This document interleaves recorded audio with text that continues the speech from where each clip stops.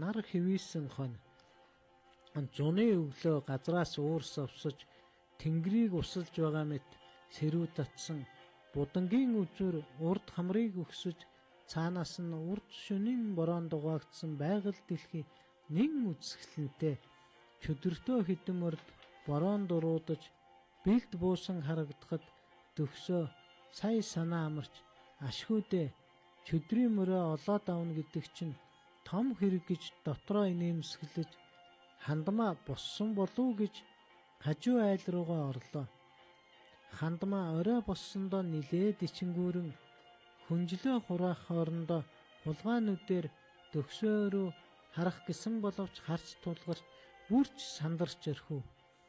Тэрээр нойрмөлсөндөө биш ээж нь хар шөнөөр тинж яваад гэж үглэж аав нь нилээн ууртаагаар хажуугаар нь өнгөрөхдөө энэ бүр их цахаа алдах нэ гэж цанаа л нэг айдас хүрмээр хүүтэн хүндээ хэлэхэд хандмаа үнэхээр их айж билээ.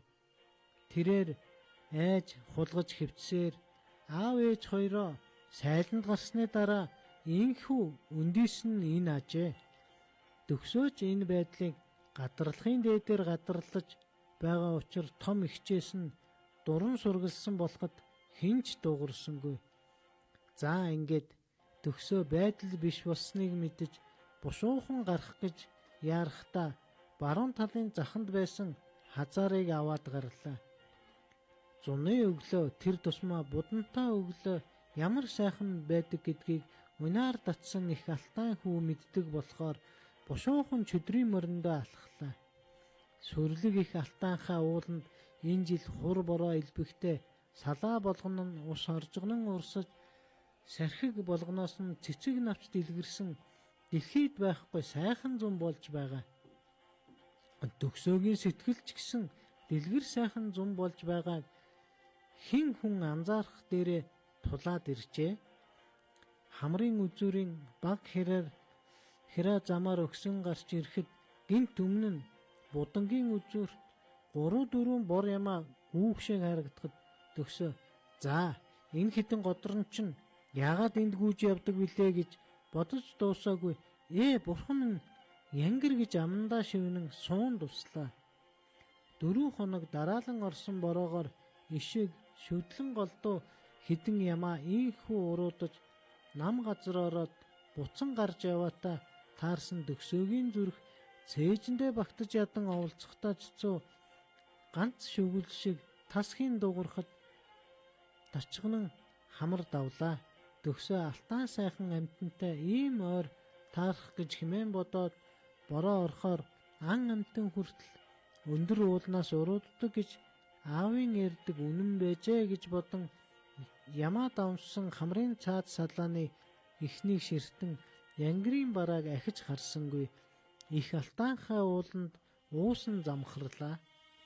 Бил уруудан алхаж шүүдэрт гутлаа шалб нургадгийн даваан дээр чөдөртөө мөрөн дээрээ ирвэл бороонд норж чихүүцсэн мөрд хамран тачгансаар иргэнцэх нь сүртэй.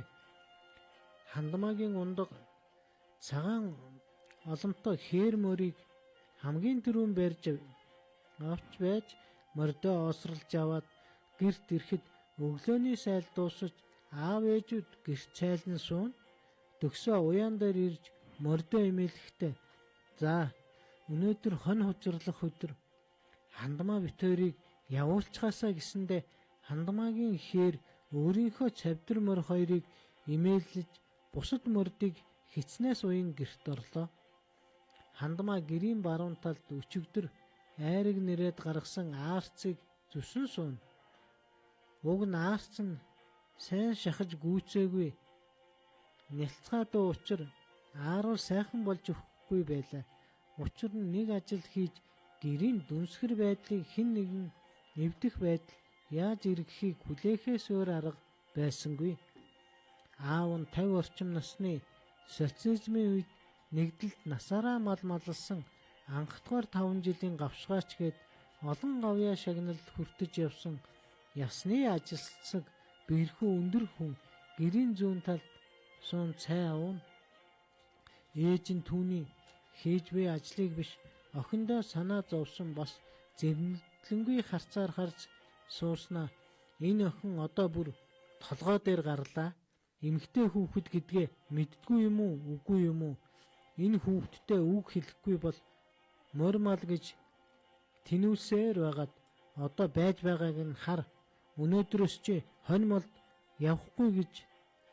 явна гэж байхгүй шүү гэж аав охин хоёрыг зэрэг загнахад аав нь үгийн хайртай шар охиндоо үг хэлсэнгүй дээлээ өмслөө. Ганц 2 насны зөрүүтэй эгч дүү нар ан ман байдаг. Дээр нь аав нь дүүд нь илүү эм ханддагт уур нь хурж явдаг эгч нь арай даварцсан юм. Энэ та нар эрхлүүлж гэр орны ажлыг надаар хийлгэж инүүнийг гадаа тинүүлсээр байгаад одоо хар өчигдөр шүндүл болтол энэ хажуу айлын нэг тэнмэл хар юмыг дагаад алга болж байгааг нь гэж ширүү татхад хандмаа дуугүй л аарцаа хивэлсээр суулаа. Будамж хөөрж хоттоо хонь өглөөний наранд биеэн яргалан хөвтөх нь өчигдөр соргог бэлчээрт уулын хүрм хүртэл бэлчиж өвсний соргыг идэж усны тунгалгыг ууж орой хотолж сайн цадсны шинж будамж хөөрч хоттоо хонь өглөөний наранд бэлчин дөхсөө хандмаа хоёртой холбоотой. Өчигдөр өглөө шүнжин чимээ чагнаж байж орсон бороо мүд гийх шинжгүй. Олон хоногийн бороонд норсон хувц эргэж хатахт үлэн чигдээ хүндэрсэн дээлээ өмсөд гарах болоход аав нь за миний хүү олон хоног бороо ороод мал дандаа газрын нам руу ойрхон бэлчээсээр олигтойхон цатахгүй мал хэрваах шинжтэй өнөөдөр нэг олигтойхон явуулж идүүлмээр байна гэж хэлэхэд хажуу айлынхаа дугуйрт хэлэхэд харин тийм ээ хөө будам бороотойд хүү малаа алдаж мэднэ гэж хамт явдаг юм билүү гэж насаар арай саахалт явсан дугрыг томхон болсон эрэгтэй хүүхдгүй хөөрхий зарим үед хэцүү хүн байх юм да гэж бодохын цэцэн. Чихөө энэ борооноор яах нь ууц нурууч нь өвчин сэдэрн хандмааг дөхсөө хоёрыг ханд нь явуулчихвал гайгүй үздэй хөө гэхэд дугур багаас нь дагуулж эрэх шар охиноо дуудаж хонинд явуулсан өнөөдөр өөрөө хужирд явахын эхлэл болсон нэ. Хандмаа дөхсөө хоёр дөнгөж 17 нас шүргэж яваа хүүхдүүд хоноо уулын такт руу бэлчээгээд араас нь мороо унаад гарсан боловч алтан уулын огцом хэрд морь уугшиж явснаас явган гүйс нь хамаагүй амар санагддаг. Эдэр залуу нас учир морь зүтгээд хамар дээр гарангууд 2 мороо жолоог нь ивхэд гэрийн зүг эргүүлж орхиод уулын хэр дамжин алтан нурууд алхацгаалаа. Уул өксөх тутам алаг цэцэг нэмэгдэж сээж дүүрэн цэнгэг ангаар сэнхийж хаяа хадны дээгүүр өнгийхэд салхи сэв хийгээд ээдээ мөн сайхан байлаа. Үеийн залаас инхүү явхад өндөр алтан нутгийнхаа сайхныг бишрэн хаяа амрахтаа тэртээ тарагдах сумын төвийнхөө зүг хараа бэлчээж үеийн нөхдөө дурсан үерхэл хайр дурлал энэ орчлонгийн элдэв зүйлс ирээдүйн мэрэгжил гэж юу эсийг ярих вүтэ. Инхүү алхасаар хүрэн өндрийн бэлд хоньныхоо барааг олж хараад сая санаа амарч за будантаа байгаа алдаж болохгүй шүү гэж ярилцсан хонио эргүүлэн нүдээр бүртгэхэд бүрэн байгаа бололтой. Төгс хандмаа хоёр багаасаа хамт тоглож өссөн боловч яагаад ч юм сүүлийн үед үеийн 2 залуугийн хамт ажил хийх нь ихсэж үхэр сааж тугал татах усанд явах малд явахтаа хүртэл хэлхээтэй юм шиг хамт явж ажлаа хийх хоорондоо ихвчлэн инээлдэж ямар гээчин сайхан зүйл ярьж байгаа эсэх нь мэдэгдэхгүй их л инээд ад жаргал халигсан орчин бүрдээд бүг их хүний зэн савнгоор төгс хандмаа нарын ээжүүд аль нь мэдээд удаж бий билээ. Төгсөөгийн ээж угийн ухаантай хэрсүү хүүдээ өөрөөсөө ч илүү итгэж хүүгийнхээ ямар ч үйл хэрэгт оролцохоос илүү өөрөөр нь шийдвэрлүүлдэг учраас мэдсэн мэдээгүй юм шиг явна. Харин Хандамаагийн ээж энэ явдал цээжинд нь хураад байгаа адрын үйл аятаа хөндөөрлөн удаж гэвч хүүхдүүд нь хэрээс хэтэрсэн үйлдэл хийгээгүй учраас зүгээр л үеийн хүүхдүүдийн найз нөхөрлөл байгаа гэж өөрийгөө тайвшруулна.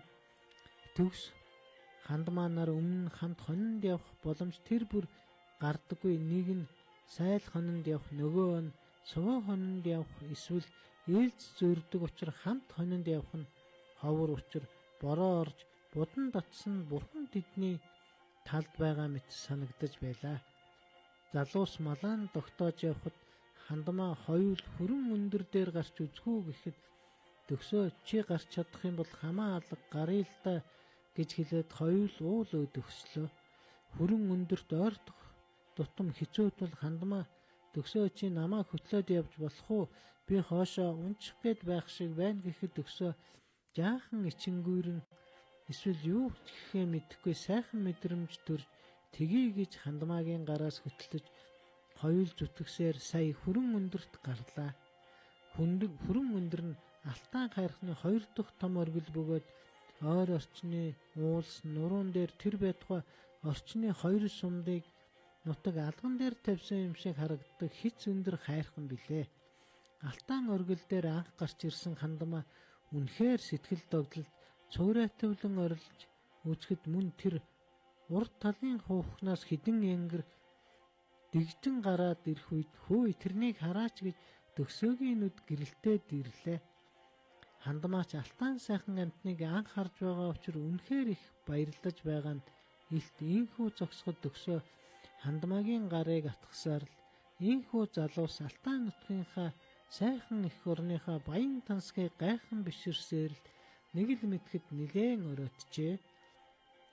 Гинт мал хариулж яваагаа санаж хүрэн өндрөөс бууж малаа эргүүлэн игнээгээр эртэл малын бараа суруу байдаггүй. Хоёул сандрангүйж 2 салаад авч байж малаа сая олж бүрэн бүтэн байгаад олзуурхан гэрийн зүг рүү хөтлөхөд нилээн оройтжээ. Залуус будан дунд малаан тасдаж хайчихгүй хичээн хэрж гүйсээр харив бүрий болж байхад гэрийнхээ гадаа хамрыг уруудан давуулж явлаа.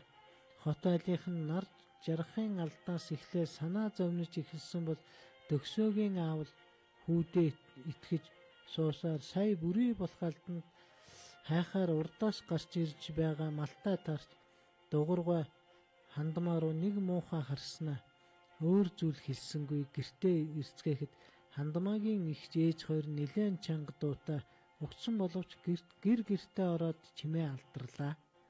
Дугуйргай өөрөө хоноо хучирлагаар явж төгсөөч дуугарсангүй.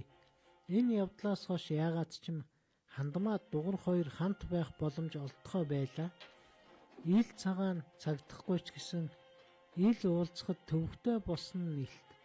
Удалгүй Хандамаагийн бие бүлээрээд болохгүй сумын эмнэлэгт хэвтгэр яваад 10-аад хоног төгс хинээс сургалж чадахгүй хий дэмил янз бүрийн юм төсөөлөхөөс өөрчлөгүй яасан юм бол юу нь өвдсөн юм бол гэж бодсоор гинт нэг өглөө төгсийн аав хоноо хучирлаж ирнэ. Миний хүү гэхэд босон харайх шахан хідэн хоноо тоос татуулсаар хужирт оруулж орхиод сумын эмнэлгийн зүг давхсаар ирэхэд Хандамаагийн эмнэлэгт хөвтөд уламж үзэсгэлэнтэй болсон мэт түүнийг хараад гараас хөдлөн төгс Хандамааг харахад урд өмнөхөөс арай өөр нэг л сайхан мэдрэмж төрдөг болсныг сая л анзаарлаа. Хандамаагийн эмнэлгийн орон дээр зэрэгцэн суугаад ярилцах нэг л сайхан суусаар нар хэвээсэн хон явах болоход Хандамаа миний бие зүгээр дээ. Аав ээж харин намайг аймаг явуулна гэсэн гэж хэлэхэд залуугийн чийж давчтаад нэг л агааргүй мэт санагдахад бушуухан гарахаар усгийснэ. Эргэж Хандамаагийн хацар дээр нэг үнсээд баяртаа гэд гарлаа. Үд өнгөрч нар хэвээсэн хон ус хужирч шавайн хансан хідэн хоноо сэрүүн салхитай сэтгэл сэргээх их алтанхаа бил рүү өксүүллээ. Ховдын гэр бүлүүдийн Уран зохиолын цаг нэвтрүүлэг энэ хүрээд өндөрлөж байна.